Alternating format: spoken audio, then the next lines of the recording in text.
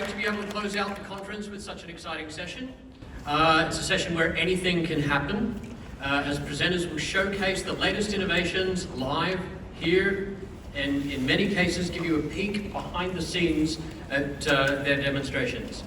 The goal is to show you what can be done with real time, without any pre-rendering, so get ready for a lot of fresh pixels. Before we start, it's important to know that photography is okay, but please don't use a flash. And our wonderful AV crew may be recording some parts during the show. And I want to also do some introductions. I'm Matt Adcock. I'm from CSIRO's Data 61 in Australia. My first SIGGRAPH was as a student volunteer some 35 conferences ago. And back then I helped with the predecessor for Real-Time Live called the Web 3D Roundup. So it's an honor to be invited by Professor Sun-Ki Jung to chair Real-Time Live this year.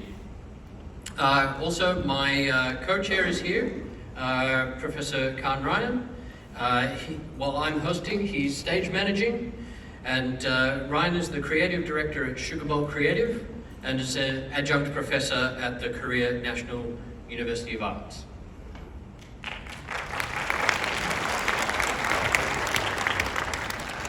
This year we've assembled a jury of a dozen experts from across SIGGRAPH and SIGGRAPHAsia from the whole community. Some of the jury are here with us in Daegu, and I'd like to thank them all for bringing together this program.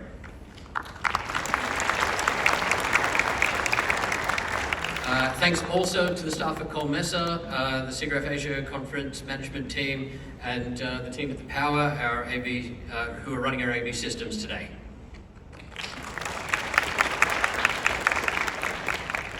This year we put the emphasis on three core principles: excellence and innovation, whether it be academic, industrial, or artistic. In each case, the jury looked for where the presentations are pushing a boundary. Also diversity, through our encouragement of submissions from non-traditional areas. And the live experience. We're aiming to form some great SIGGRAPHAsia memories here this afternoon. And each of you in the audience will have a role to play over the coming hour and a bit. Firstly, have fun. It's the last session, so we can continue to celebrate a great conference.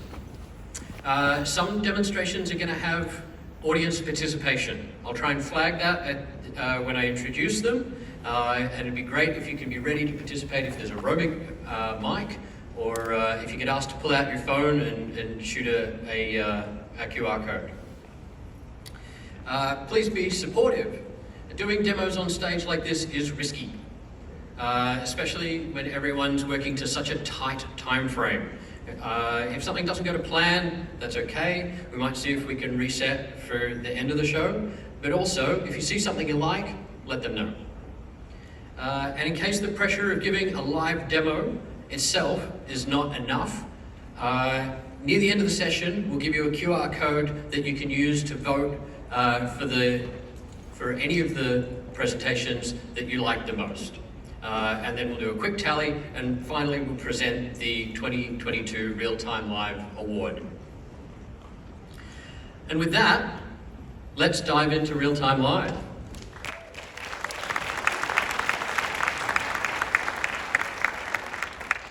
First up, we have Teleport to the Augmented Real World with Live Interactive Effects. Presenting today are Andrew Chalmers and Warren Butcher from the Computational Media Innovation Centre at Victoria University of Wellington. Andrew's a research fellow with expertise in lighting and reflectance modelling, also virtual reality and augmented reality and real-time rendering. Warren's a technician with over 30 years of experience working in IT, video production, visual effects, and design. Please welcome Andrew and Warren. Hi everyone, my name's Andrew, this is Warren. We're from CIMIC, Victoria University of Wellington, New Zealand. Today we'll be talking about live interactive effects. Previously, we had work done where we were able to live stream 360 videos such that anyone in the world was able to teleport to remote locations feeling telepresence. We introduced augmentation to this such that they could interact with the video, heightening the sense of telepresence. While this looks nice, the virtual objects were simply overlaid. There was no sense of depth, they could not go behind real objects. A second problem is that there's no mutual collision detection between the real and virtual world. Real objects could not push against virtual objects could not bounce off real surfaces. Today we're going to show a solution for this. On stage we have a 360 camera live streaming, that's you right now. There you go. Yeah, there's you. And on stage we have Warren Butcher. We've augmented a meteorite orbiting around him. And as you can see, it not only goes in front of him, but it also goes behind him. We've got this mutual occlusion happening. Go around one more time. If I drop that in front of him, he can also push it along using natural hand gestures. So there's a sense of occlusion and collision detection between the real and virtual worlds. So how do we do this? Firstly, on stage, we have a live streaming 360 camera mounted with a LiDAR sensor providing a point cloud.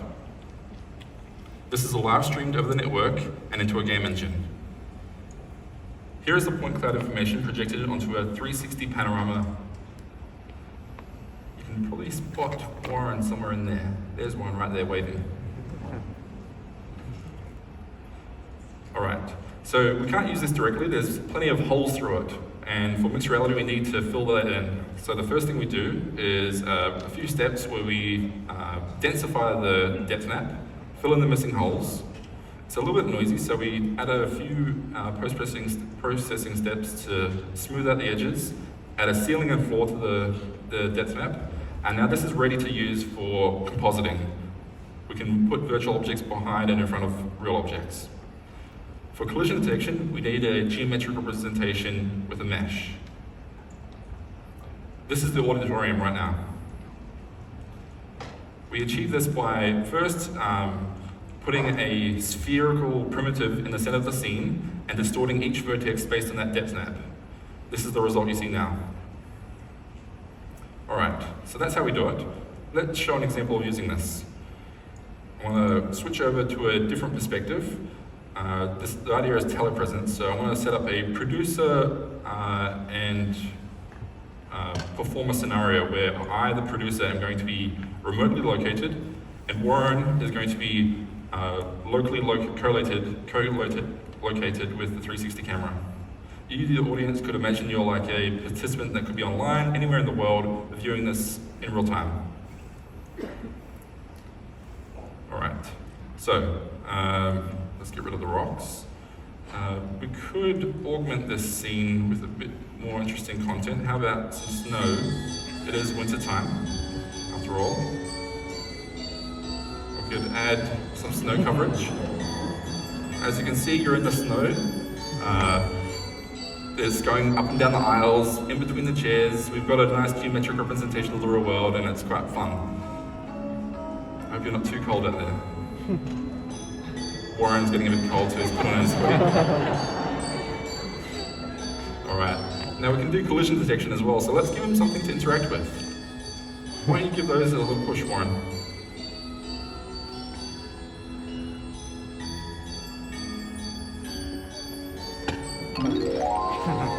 Beautiful. So let's decorate the environment a little. It's looking a little festive. Over there, fireplace, it's looking beautiful now. Although the snowman's hat is a little boring in my opinion. Could you make that a bit more interesting?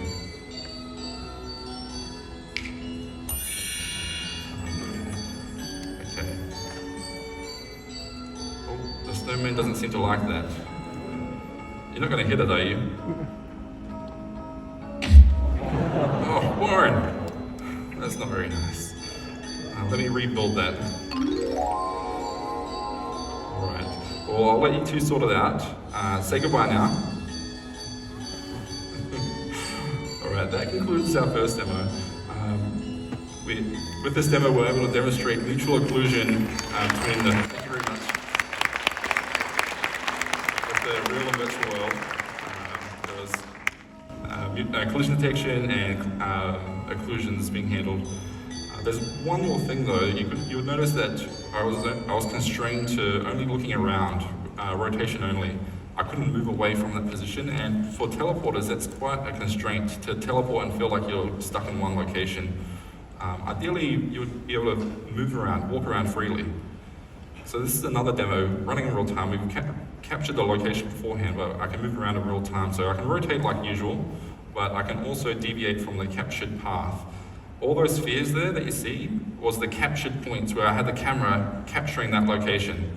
And as you can see, I've moved away from that position, extrapolating, interpolating away, and this will provide users a sense of telepresence, a heightened sense of telepresence, being able to freely walk around. Cool, so that concludes the demo today. Today we've shown you how we can create interactive effects allowing for people at a distance to connect and communicate with creative storytelling. This is a part of a larger project called the Televerse, which aims to provide a better way to connect people at a distance. Thank you.